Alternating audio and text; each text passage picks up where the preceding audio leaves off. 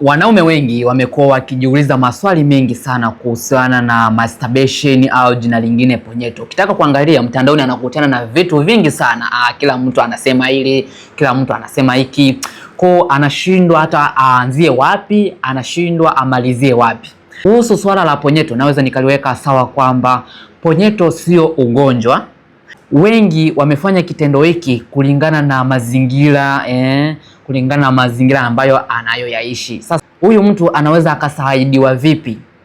Unapofanya masturbation kwa muda mrefu sana, kuna baadhi ya mambo ambayo yataweza kukutokea kama athari. Sasa mwanamume aliyefanya masturbation anaweza akapitia changamoto gani?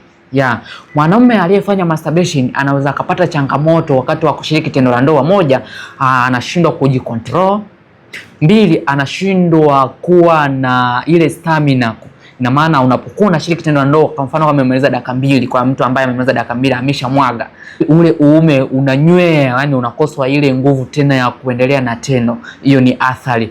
Jambo lingine, mwanaume anaposhindwa kuhimili tendo la ndoa, huenda unapitia changamoto ya stress, msongo wa mawazo, pelekea mwanaume kushindwa kuendelea na performance ya tendo la ndoa.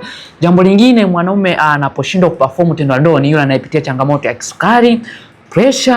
Akimaliza raundi ya kwanza kama amemwaga, yapo mawili: kuwahi au kuchelewa, na baada ya hapo anashindwa tena kuendelea tena. Sasa hiyo inaashiria tatizo lako tayari limeshafika sehemu pabaya, na maana kwamba unahitaji matibabu. Naongea hivi kwa sababu asilimia kubwa ya wanaume wengi wameshafanya masturbation. Sasa wao wamewahi kupata matibabu mapema, ndio maana hali hii, maana wengi wao hawajapata changamoto hii. Kama ni wewe mwanaume unapitia changamoto hii, unashindwa kuhimili tendo la ndoa, ina maana wewe ukimaliza dakika 2 3 kisha mwaga, kwisha, ninayo program ya matibabu ambayo itaweza kukusaidia ndani ya siku 30, ikiwa nimekusimamia lengo ndio kurekebisha zile misuli midogo midogo ya uume. Kama umewahi kufanya masturbation iliyonyonga, imesinyana, ina maana damu haifloti vizuri kufika hadi sehemu yake.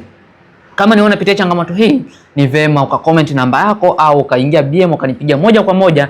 Nipo kwa ajili ya kukusaidia. Nipo tayari kukusaidia package hii ya matibabu, na nikiwa nakusimamia mimi mwenyewe ndani ya siku 30 kuondokana na changamoto yako, na ipo siku utanishukuru. Basi usisahau kufollow account hii uendelee kunifuatilia zaidi.